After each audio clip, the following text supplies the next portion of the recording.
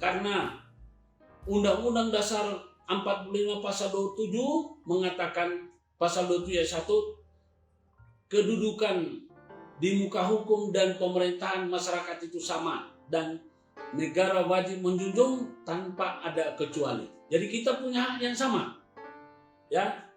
Pasal 28, kemerdekaan menyampaikan di muka umum, sudah jelas. Pasal 28A, setiap orang berhak mempertahankan harkat, martabat, dan derajat serta kehormatannya. Saya juga akan terus junjung tinggi itu. Pasal 28D, tidak seorang pun ada yang boleh didiskriminasi. Ya, itu saya ingin menyampaikan kepada masyarakat berusahalah belajar terus.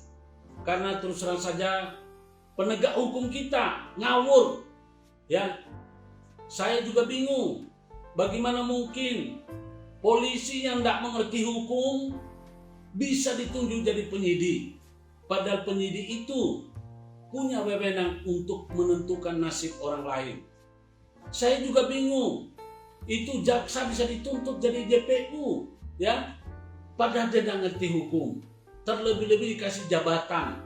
Saya juga bingung. Bagaimana mungkin hakim dikasih jabatan sebagai ketua pengadilan? Ternyata dia tidak ngerti hukum positif. Ya malu Pak. Itu namanya nilai setitik merusak susu sebelanga. Kan malu kalau saya bilang hakim itu bodoh. Mohon maaf Pak. Ya saya bilang ini karena kenapa? Loh, masa ada hakim nggak ngerti ada putusan Mahkamah Konstitusi? Masa ada hakim bisa melaporkan masyarakat atas nama lembaga negara? Masa ada hakim boleh melaporkan orang secara pidana tapi dia tidak pernah di BAP? Ini ngawur. Itu namanya maaf ya, bodoh, tolol, bego. Maaf ya, maaf. Saya ini terdakwa gara-gara itu tadi kata-kata itu. Kenapa? Loh, kami ini sudah didudukan di persidangan. Faktanya, kami yang melaporkan adalah Ketua Pengadilan Negeri Sidoarjo. Kami disidang di Pengadilan Negeri Sidoarjo. Ya tentu saja, undang-undang tentang kekuasaan kehakiman mengatakan tidak boleh. Tapi mereka masih paksakan. Kemudian apa?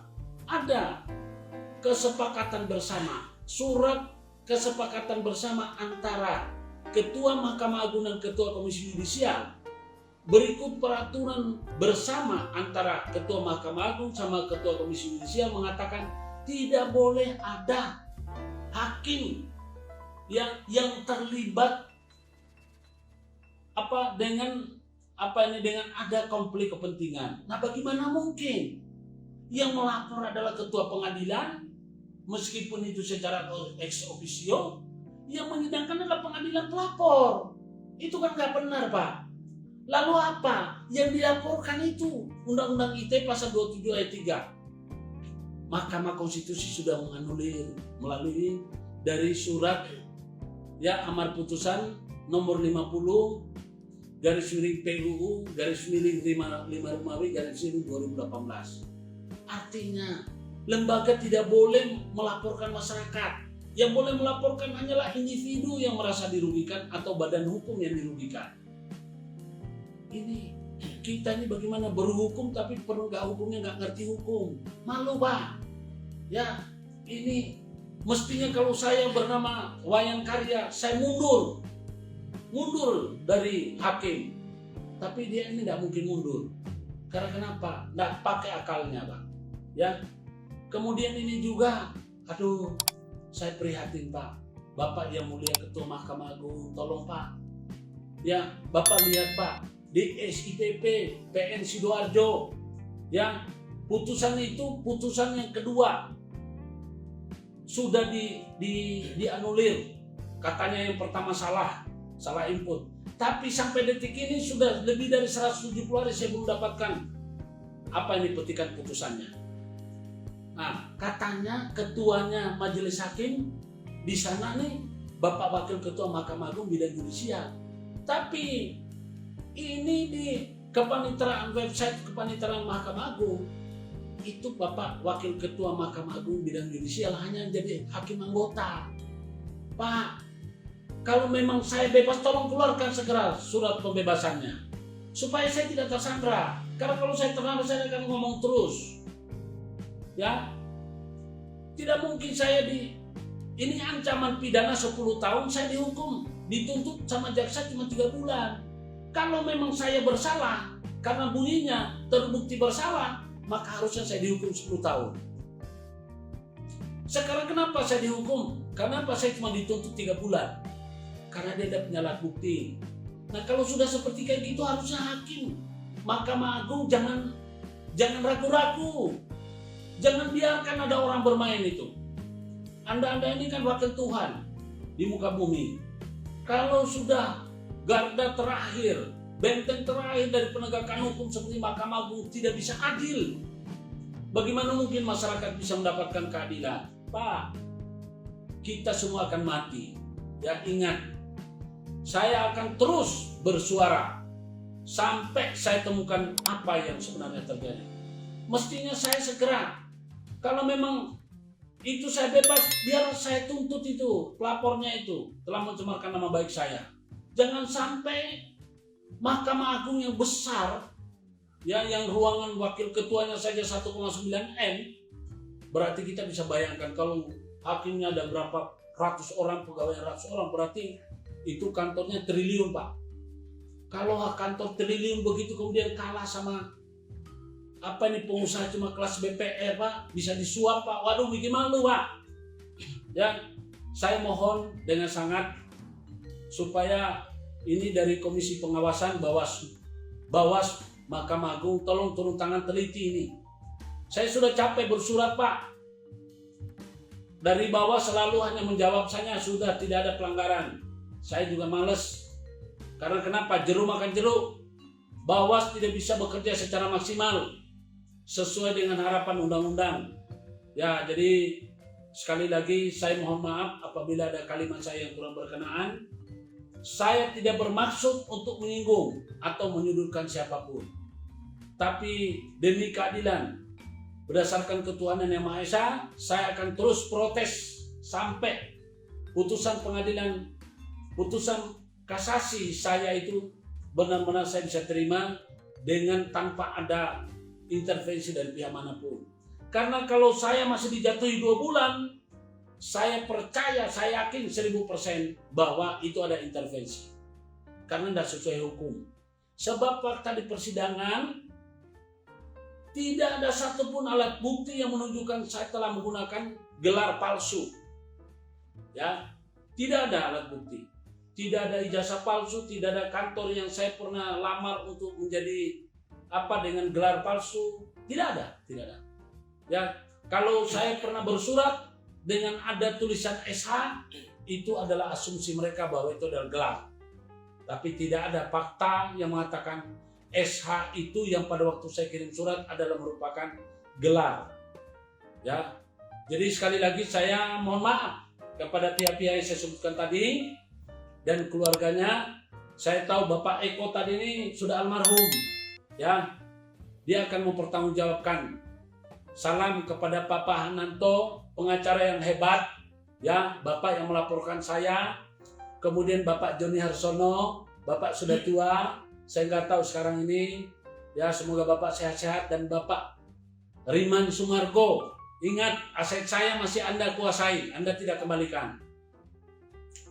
Saya akan terus kejar, ya.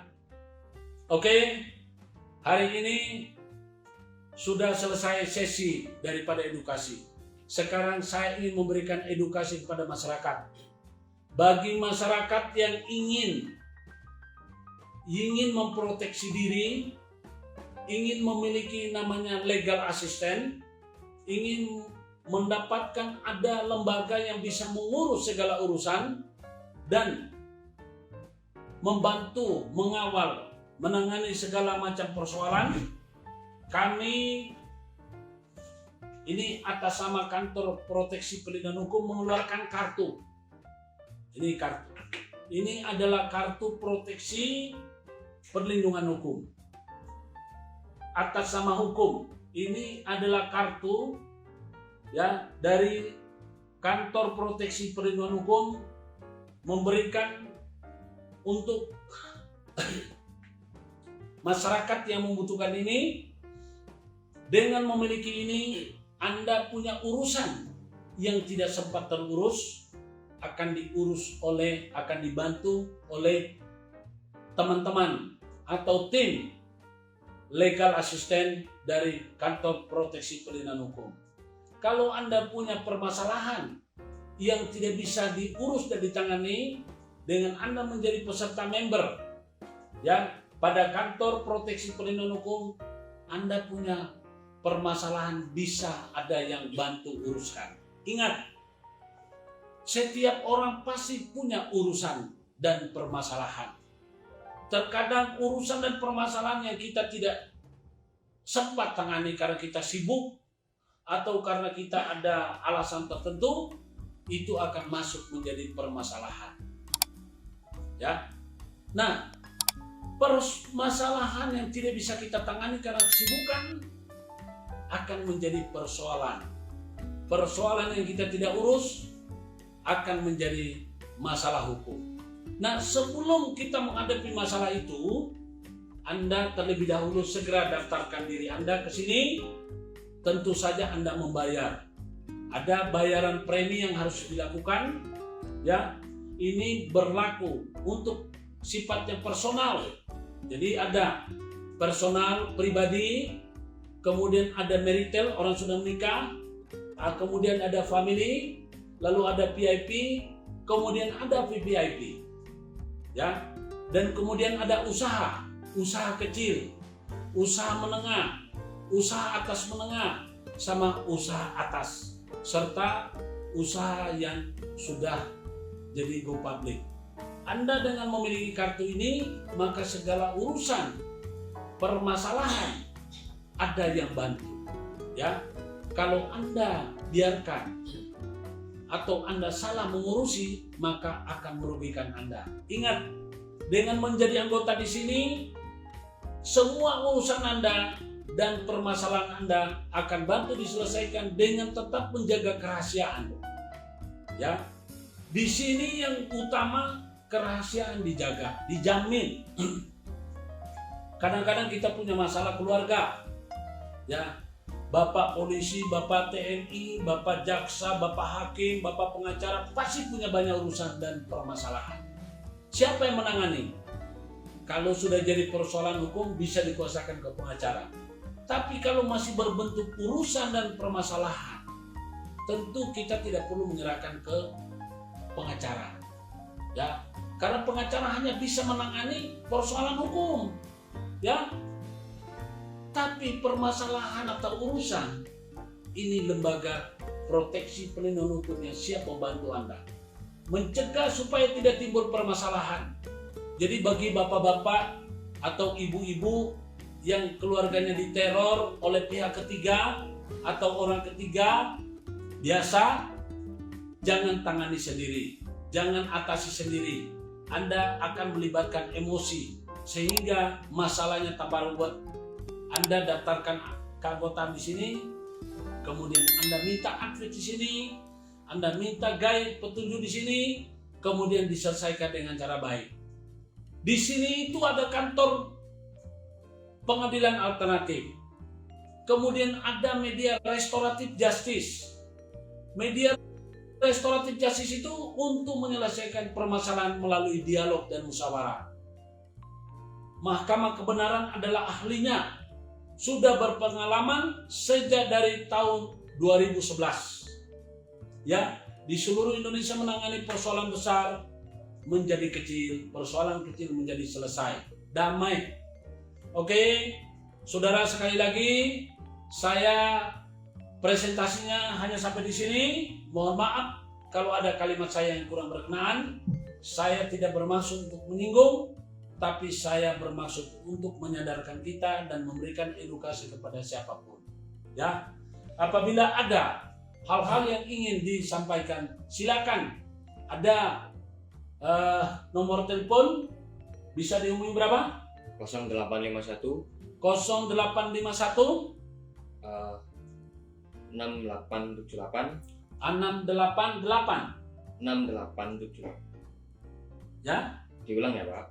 0851 0851 5878 5878 9966. 9966. Ini ada salam dari Mas Bungsu lewat Instagram. Saya mahasiswa hukum dari Solo, Pak. Oh ya, silakan. Kami selalu siap untuk membantu memberikan edukasi kepada teman-teman. Silakan. Apakah membernya tadi berguna untuk mahasiswa, Pak? Member mahasiswa yang ingin memperdalam hukum positif boleh jadi member. Berguna, tentu sangat berguna. Jadi kememberan ini berguna bagi siapa saja. Ingat, dengan menjadi member di sini Anda sudah punya legal assistant, artinya pendamping yang legal. Jadi artinya pendamping yang bisa menyelesaikan segala urusan dan permasalahan tanpa menciptakan persoalan baru. Ya, kerahasiaan Anda terjaga. Tentu bapak-bapak yang punya istri simpanan, ibu-ibu yang punya persoalan terhadap pihak ketiga atau orang ketiga, kami bisa bantu selesaikan tanpa mengumbar aib keluarga. Dan kepada saudara-saudaraku aparatur negara yang terjerat atau kuasa pengguna anggaran yang sekarang banyak kena OTT, Anda bisa minta advis kepada kami supaya permasalahan Anda diselesaikan dengan cara baik sebelum masuk kepada ranah hukum, atau supaya tidak masuk ke ranah hukum, atau kalau masuk ke ranah hukum sudah ada ahlinya yang akan membantu. Oke? Wabillahi taufiq wal hidayah. Wassalamualaikum warahmatullahi wabarakatuh. Salam kebenaran, salam kebenaran, salam kebenaran. Equality before the law.